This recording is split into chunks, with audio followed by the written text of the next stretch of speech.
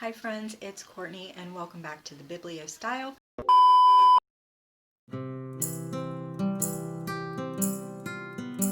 Hi friends, it's Courtney and welcome back to the Bibliostyle. If you are new here, thanks for clicking that button, and for returning subscribers, thanks for hanging out with me again. Today we are going to talk about my October TBR.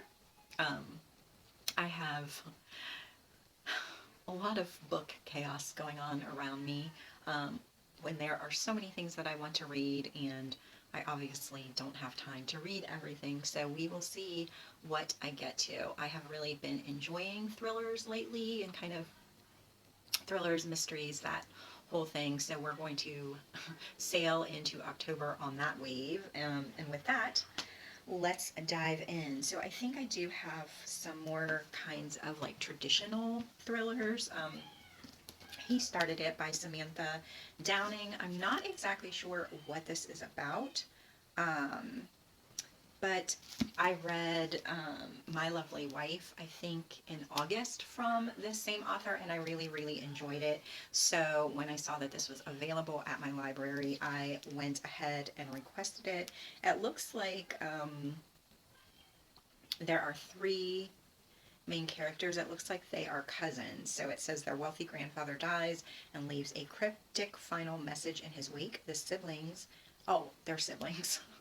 and their respective partners must come together for a cross-country road trip to fulfill his final wish and, more importantly, secure their inheritance. But time with your family can be tough. So that sounds mysterious and thriller-like. And then the other thing that I have is Little Disasters by Sarah Vaughan. She wrote Anatomy of a Scandal, and I'm pretty sure that I read that a while back.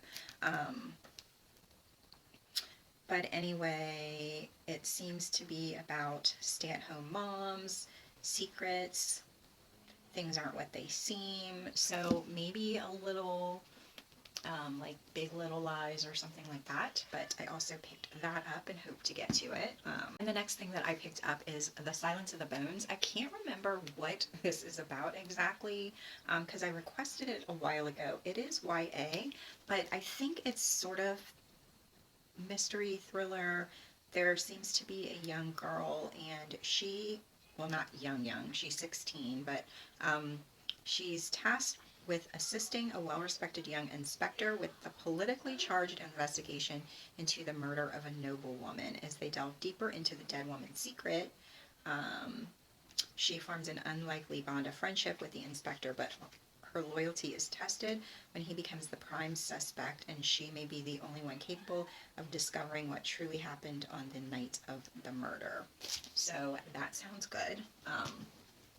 And then I also picked up Death in the Family. I believe this is the first book in what is going to be a series, I think. So this is like a former NYPD detective survives kind of a brush with death. She leaves that job, and she moves to upstate New York with her fiance. And I guess takes a job like on a small town police force. But they receive a call about a young man missing from his wealthy family's private island. Shanna and Tim arrive to find blood at the scene in a house full of family and friends on edge. Tim guesses they're dealing with a runaway case. She is convinced they have a murder on their hands.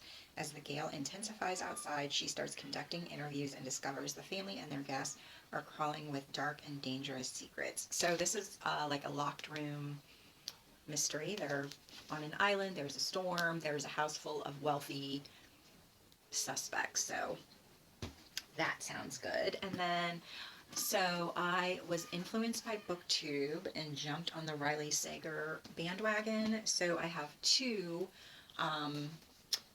books. One is The Last Time I Lied, and the other one is Lock Every Door. I'm not really sure. I think one is kind of about haunted like house, or is it?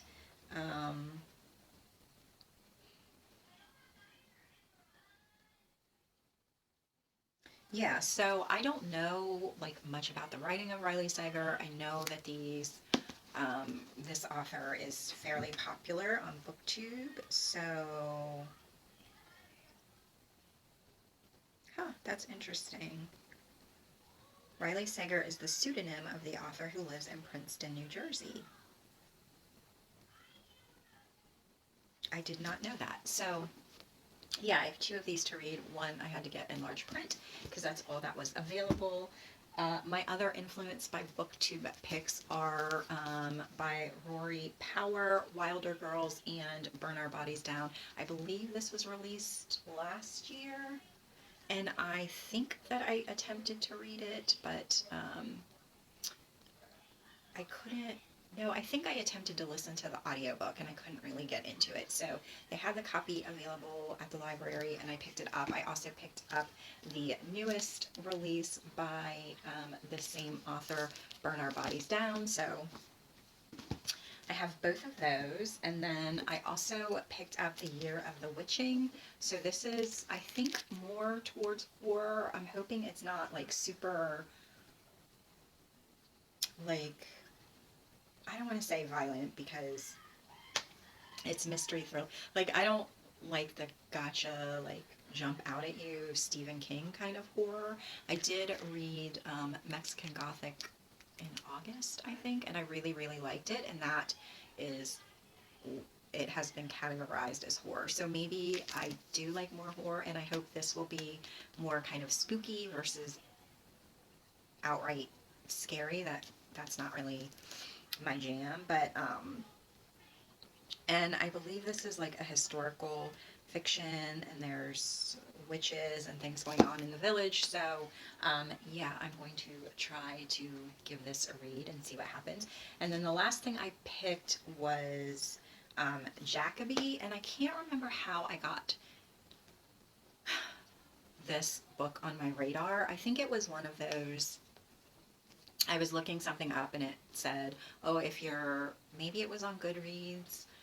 I had put some other book on my TBR list on Goodreads, and maybe this was like one of the suggestions for it. I can't remember how I came to know of it, but it is a series. I did check out, I think 4 of them, this one and 3 others, but we'll see how it goes with this one. I'm not going to commit to reading the other 3 if I don't enjoy the first one, obviously. So this is once again more historical. Abigail Rook meets R.F. Jacoby, an investigator of the unexplained with a keen eye for the extraordinary, including the ability to see supernatural beings. Abigail has a gift for noticing ordinary but important details, which makes her perfect for the position of his assistant. On her first day, Abigail finds herself in the midst of a thrilling case. A serial killer is on the loose. So maybe historical fiction, a little supernatural thriller. Is that a thing? We're going to see. So these are the things that I definitely want to try to get to this month. I have also a few arcs that I need to read from NetGalley. So we'll see. Like I said, I have a lot of reading that I want to do this month. I have some nonfiction reads that I'd like to get to, but we'll see. So, what do you have on your list to read for October? Are you going horror? Are you going thriller? Are you going spooky? Are you just kind of reading whatever strikes your fancy this month? Let me know down in the comments. And if you enjoy this video, be sure to give it a thumbs up. Click the subscribe button if you want to see more videos from me, and I will see you next time. Thanks for watching. Bye!